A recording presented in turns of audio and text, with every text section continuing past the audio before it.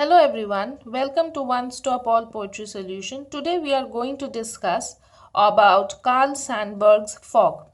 This poem was first published in Chicago Poems in 1916, and this poem is very interesting as you see that this is the shortest poem that you may have ever come across in your syllabus. So interestingly, the study of this poem would surely arouse interest in you because this poem is written structurally as well as the content is very different, unlike the other poems that you have read earlier. This poem reflects the poet's interest in the natural world, and as you will see, that it is about fog, the fog that comes into the city. It is an extended metaphor that has been used throughout the poem, which the poet has used to describe the process of the arrival of the fog into the city and the harbor. The fog has been used both as a metaphor as the poet has compared it to a cat, the silent walking and settling in of the cat. And next, it has also been personified as if it is someone or something that is animate, something that has life. You know when was this poem written or how was this written?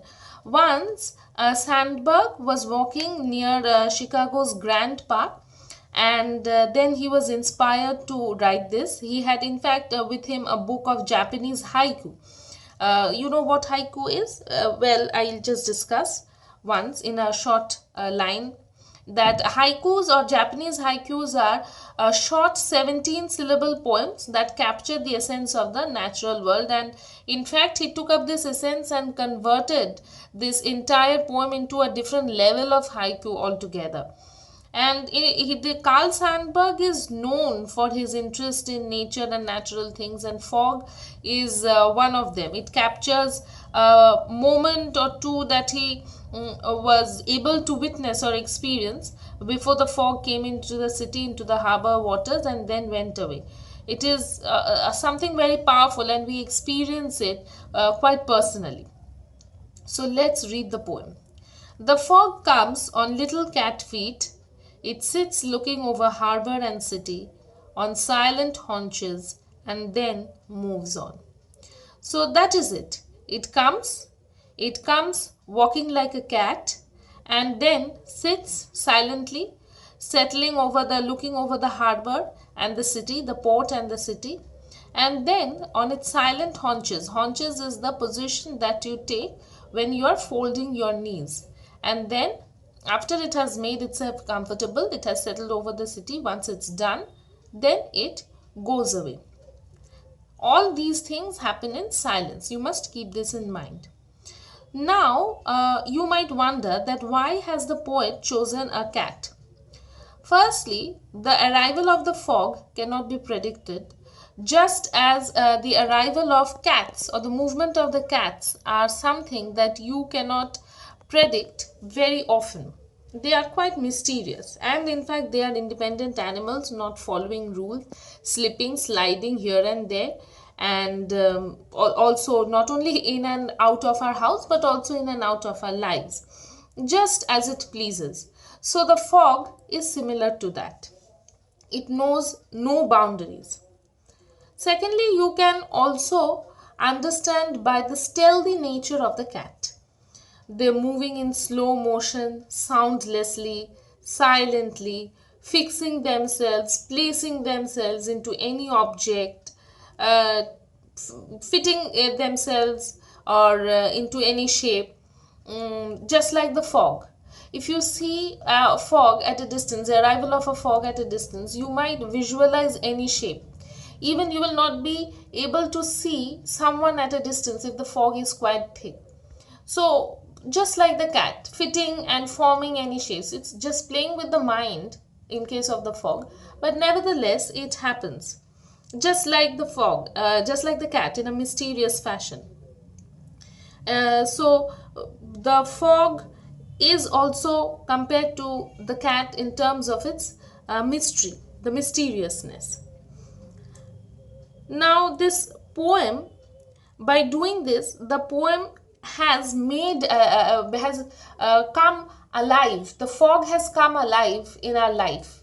We can see, feel the fog moving about, just like the cat. So it has become a living entity. Just like cats have the habit of finding a place which can give them a view of their landscape, that can make them comfortable, they are at ease.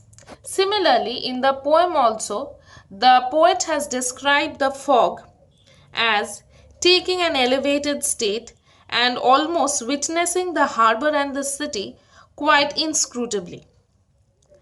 Now, as it moves in slow pace, you must keep in mind that it smothers everything. So everything is covered, no one is spared. You are not outside the fog. When it engulfs the city, the landscape, you are not something or someone outside it. So it not only brings about an impairment in your vision, but it also brings about it silence. It also brings about it itself, brings with it mystery. So you cannot see through it, you cannot see into it, just like the cat. Means you don't know what the cat is up to. When it sits, the mysteriousness, why it has come and sat there, or where was it so long. So everything about it ends in a why. Similar is the case with the fog.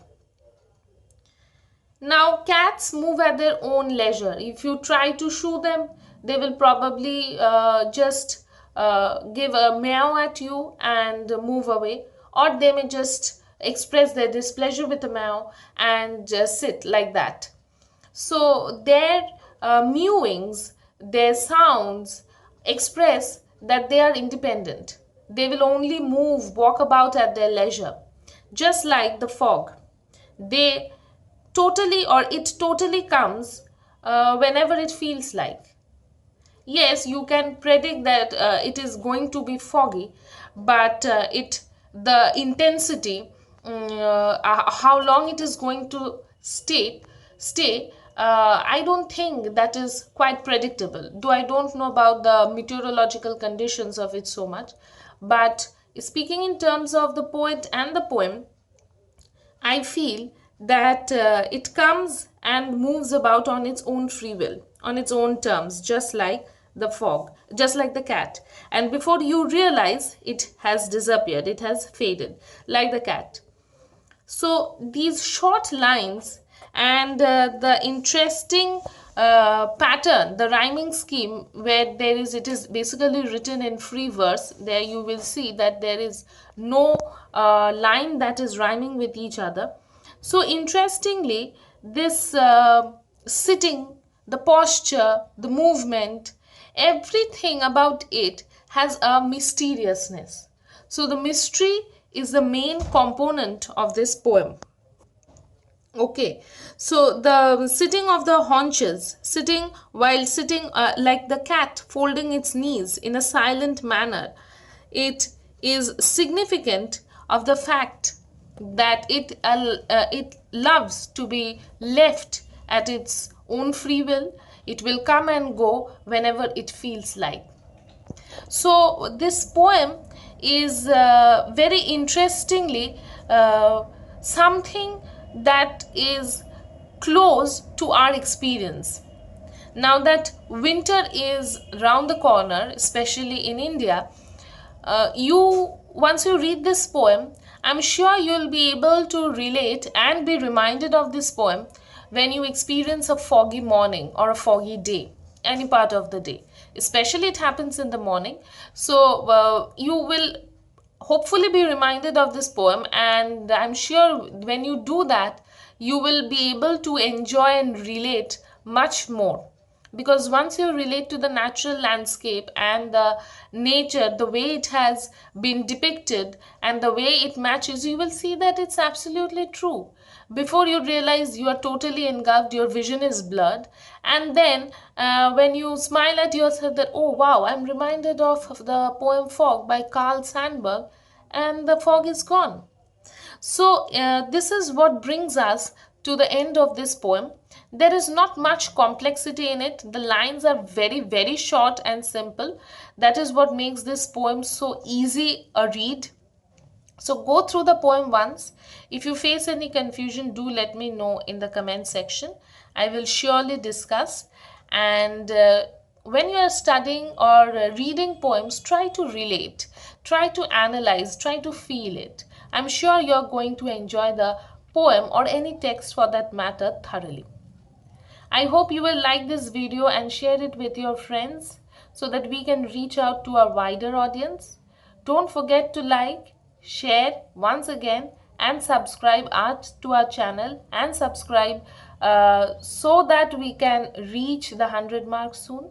That is our primary aim, and then we can develop on our videos. We are working on that. So your motivation helps us to work better with the poems, and we are trying to improve in our content also. Hopefully you will enjoy this poem. Thanks for watching.